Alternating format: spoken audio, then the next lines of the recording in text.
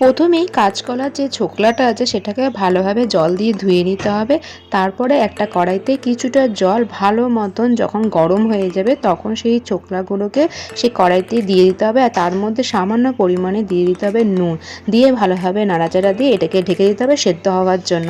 আর এইদিকে আমি নিয়ে নিচ্ছি কয়েক টুকরো রসুন, কালো জিরে ও একটা শুকনো লঙ্কা। যখন দেখবে যে কাঁচকলার ছোকলাটা হাফ সেদ্ধ হয়ে গেছে তখন সেটাকে নামিয়ে রাখবে। নামিয়ে ওই কড়াইয়ের মধ্যে কালো জিরে, শুকনো লঙ্কা আর রসুনটাকে ভালোভাবে একটু নাড়াচাড়া করে গরম করে তুলে রাখবে।